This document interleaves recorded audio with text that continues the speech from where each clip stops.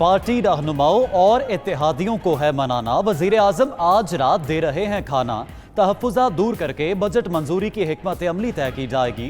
उधर BNP के बाद काफली की भी वजीर आजम के एशाइये में शिरकत से माजरत। तर्जुमान ने कहा पार्टी मसरूफियात के बायस नहीं जा सकते। शहबाज गिल का कहना है एशाइये में सादगी की रिवायत बरकरार रखी जाएगी। मेहमानों को सिर्फ कोरमा, चावल और नान पेश किए जाएंगे।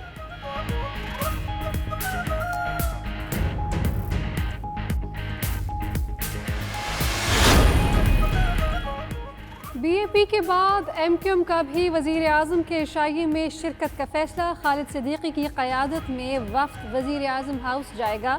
ज़राए MQM के मुताबिक एशाइये में इत्तेहादियों के दरमियान वर्किंग रिलेशनशिप, शिकायत व मुतालबात पर बातचीत होगी।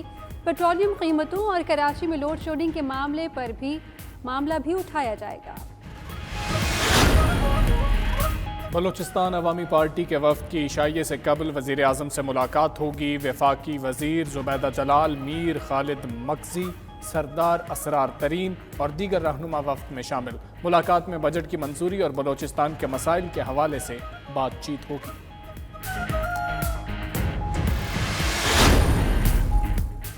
बिलावल भुट्टो के अपोजिशन रहनुमाओं के बाद हुकूमती इत्तेहादियों से भी राबते।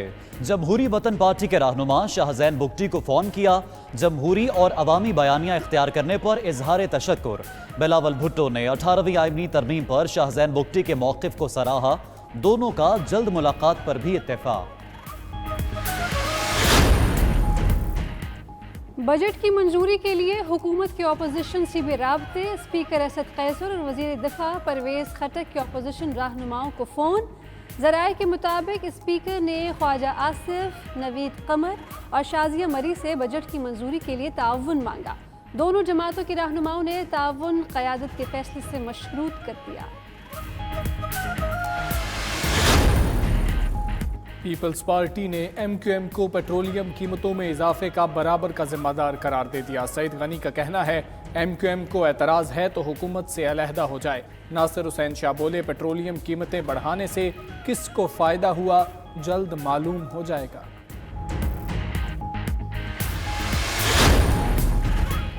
अपोजिशन जमातें APC बुलाना चाहती हैं तो शौक पूरा कर लें। गवर्नर पंजाब चौधरी सरवर का कहना है हुकूमत आईनी मुद्दत से पहले कहीं जाने वाली नहीं। बस SOPs पर अमल जारी रखा तो बहरान से निकल जाएंगे। वज़ीर आज़म इमरान खान का ट्वीट। कहा उनकी टीम स्मार्ट लॉकडाउन करने वाले पहले लोगों में शामिल थी। मुआविन खुसूसी आसिम सलीम बाजवा ने कहा कोरोना वबा के आगाज़ से ही ज़िंदगी सौत रोज़गार में तवाज़ुन पर तवज्जो मरकूज़ रही। कौम ने मास्क पहनने और समाजी फासले अपनाने में मिसाली बेहतरी दिखाई। रावलपिंडी के मजीद 8 इलाके बंद। ज़िला इंतज़ामिया के मुताबिक गुलजार कायद, खयाबान सर सैयद, ढोक अली अकबर और कोट कल्लाम 10 रोज़ के लिए सील हो गया। मोरगा, तख्त पड़ी, ननकारी बाजार और बड़ा मार्केट में भी स्मार्ट लॉकडाउन नाफिज कर दिया गया।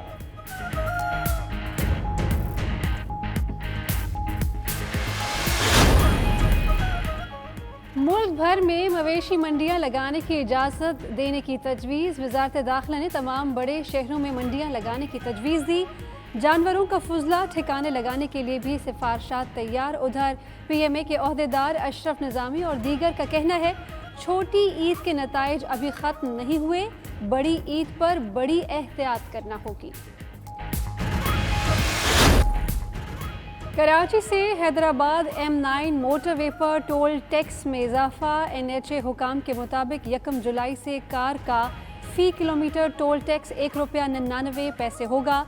वैन का फ़ी किलोमीटर टोल टैक्स ₹3.32 और ट्रॉलर का फ़ी किलोमीटर टोल टैक्स ₹11.40 कर दिया जाएगा। ट्रेन चलाने के लिए सितंबर की नई डेडलाइन आ गई।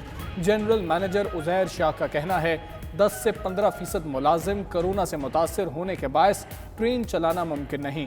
मुलाजिमीन की तरबियत के बाद ही ट्रेन चलाई जा सकेगी।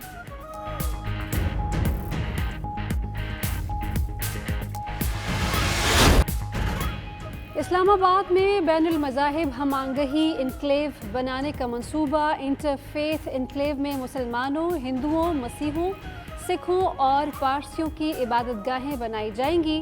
وزیر اعظم نے وزیر مذہبی امور نور الحق قادری کی تجویز پر گرین سگنل دے دیا. سمری چند روز میں ارسال کر دی جائے گی.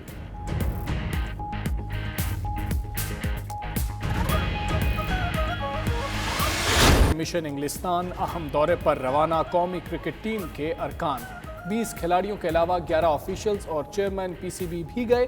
قومی ٹیم 3 ٹیسٹ اور 3 T20 میچز کھیلے گی. بابر اعظم کا کہنا ہے تاریخی دورے پر انگلینڈ جا رہے ہیں جہاں کھیلنا ہمیشہ بہترین رہا. مداحوں کی سپورٹ اور دعاؤں کی ضرورت ہے.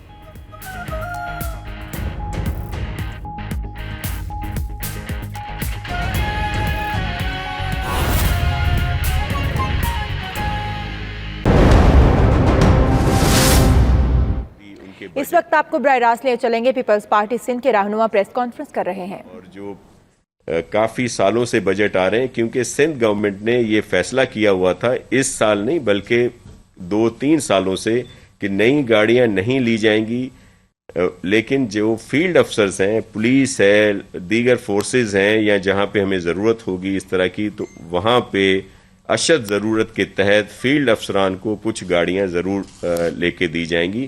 اسی سلسلے میں اس دفعہ بھی بجٹ میں یہ رکھا گیا، لیکن چیف منسٹر صاحب نے یہ اس کے لیے کہہ دیا ہے کہ کوئی بھی نئی گاڑی نہیں لی جائے گی اس کووڈ-19 کے ایشو کے لحاظ سے، لیکن جہاں بھی کوئی ایسی بہت ضرورت ہوگی وہ لی جائے گی. ایک اور گاڑیاں ہیں جو لوکسٹ پروگرام کے تحت جن کی بات ہو رہی ہے، تو وہ بھی جو نیشنل ایکشن پلان تھا فوڈ سیکیورٹی کا جو فیڈرل گورنمنٹ کے ادارہ ہے، اس کی جو سفارشات تھیں، جو ریکمنڈیشنز تھیں، ان کے تحت یہ گاڑیاں لی گئی تھیں. اور کوئی وہ لگژری گاڑیاں نہیں ہیں بلکہ یہ وہ گاڑیاں ہیں جو لوکسٹ کے پروگرام میں کام کر رہی ہیں اور کام دیں گی.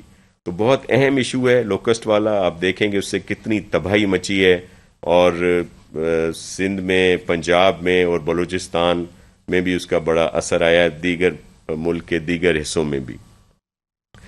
پھر آئل پرائسز آپ دیکھیں کہ جو نااہلی اور جس طرح شروع سے پی ٹی آئی کی گورنمنٹ کی جو پالیسیز ہیں وہ ملک کو معاشی طور پر کتنا نقصان پہنچا رہی ہیں.